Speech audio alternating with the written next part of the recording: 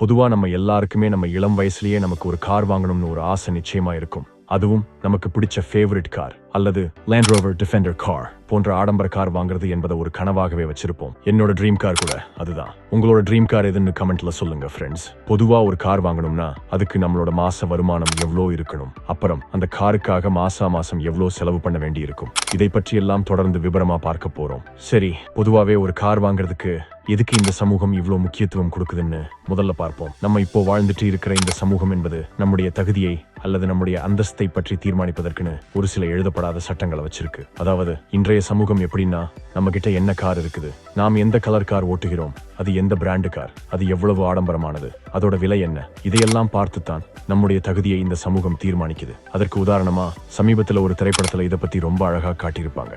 அதாவது அந்த படத்தோட ஹீரோ நகை வாங்குறதுக்காக தன் குடும்பத்தோட ஒரு சாதாரண கார்ல ஒரு மிகப்பெரிய நகை கடைக்கு போறாரு. அங்கே போயிட்டு தன்னுடைய காரை அவராகவே ஒரு ஓரமா பார்க் பண்ணிட்டு கடைக்கு உள்ள போறாங்க. கடைப்பணியாளர்கள் எவருமே அவங்கள வரவேற்க வரல. அப்புறம் கடைக்கு உள்ள போயிட்டு சிறிது நேரத்துல அந்த ஹீரோ குடிக்க கொஞ்சம் தண்ணீர் கிடைக்குமான்னு கேக்குறாரு. தண்ணீர் அங்கே இருக்குது, போய் குடிச்சுக்கோங்கன்னு கடைப்பணியாளர் சொல்றாரு. சரின்னு அந்த ஹீரோ தண்ணீரை எடுத்து குடிக்கும் போது அப்படியே கடைக்கு வெளியே பார்க்கிறார். அப்போ ஒரு ஆடம்பரமான கார்ல வந்து ஒரு நபர் இறங்குகிறார். உடனே கடைப்பணியாளர்கள் முதல் கடை முதலாளி வரை அத்தனை பேரும் ஓடி போய் அந்த நபரை வரவேற்று அவருடைய காரை அவர்களே எடுத்து பார்க்கிங் செஞ்சுட்டு அந்த நபரை வரவேற்று உள்ளே அழைச்சிட்டு வராங்க. அவருக்கு தடல்புடலான உபசரிப்பு, அவர் கேட்காமலேயே அவருக்கு ஜூஸ் எல்லாம் கொடுக்கறாங்க. இதையெல்லாம் பார்த்துட்டு இருந்த அந்த ஹீரோக்கு அப்போதான் ஒன்னு புரிஞ்சுது. ஒரு நபரை பற்றிய மரியாதை மற்றும் மதிப்பை தீர்மானிப்பது அவருடைய அந்த ஆடம்பரமான கார் மற்றும் அவருடைய அந்த வசதியான வாழ்க்கை தான் தீர்மானிக்குதுன்னு புரிஞ்சுக்கிட்டாரு.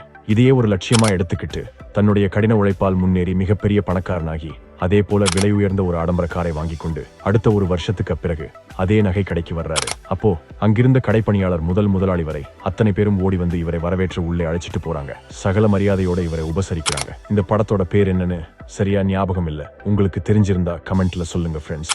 இப்படியான காலகட்டத்துல தான் நாம எல்லோரும் வாழ்ந்துட்டு இருக்கிறோம். இதோட விளைவுதான் இந்த கார் வாங்குற மோகத்துல நம்மள பல பேர் கனவு கண்டுட்டு இருக்கிறாங்க.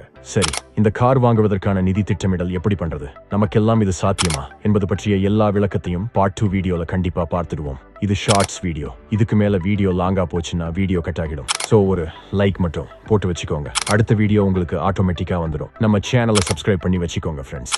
நன்றி.